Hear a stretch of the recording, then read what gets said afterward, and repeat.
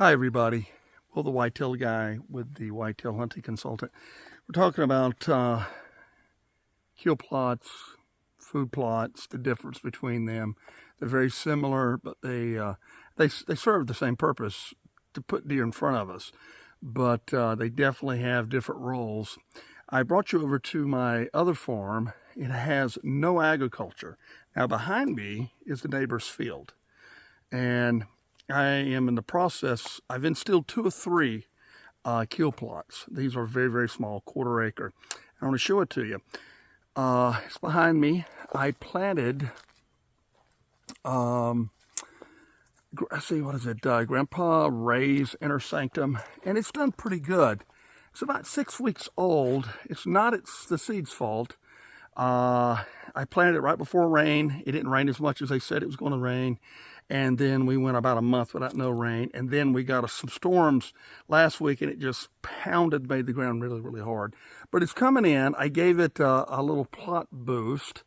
I will probably have to reseed it in spots here next month.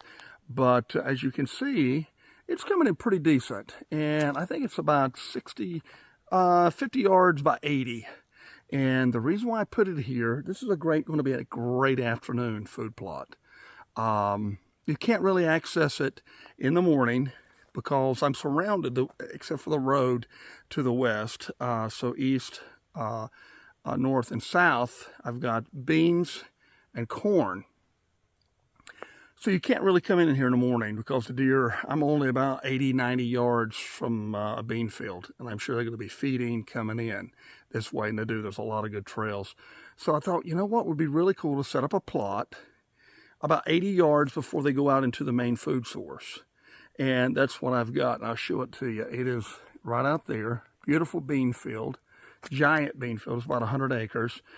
So I know that they bed back behind me on the bluffs, and hopefully they'll just come right through as they're going in the afternoon and to the beans and stop here for a little meal, and maybe they'll catch a broadhead.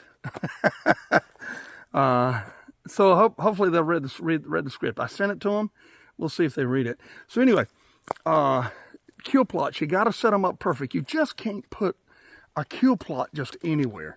You got to know where the deer bed, and you got to do it strategically, whether it's going to be afternoon hunt, morning hunt, morning and afternoon hunt, or just a rut hunt.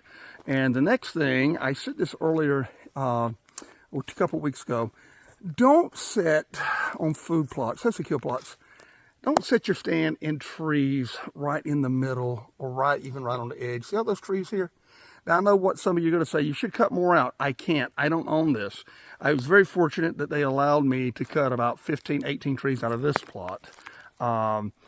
Maybe next year I'll sweet talk them and they'll let me cut another dozen or so to get more sun. But as you can see, we're getting in here in that later afternoon. It does get some sun, and we've got a good germination rate in spite of us having a drought.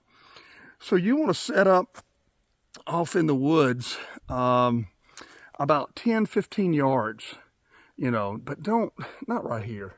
That's just silly. There's no background cover.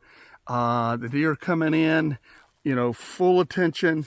And what I love about this stand, like I said, the wind's going to be perfect. We got usually a south-southwest wind in the early season, and all our scent's going to be blowing away from where they're going to come in. And I'm going to I already got a tree picked out about 10, 15 yards off of the food plot. So when they come in, I'll be able to hopefully get a shot at them. But as you can see, it's a great setup, right? I tell you, kill plots are way underrated. And some people just put them anywhere, everywhere. You got to have a strategy behind them. If you do that, you'll be much, much more successful. Call me.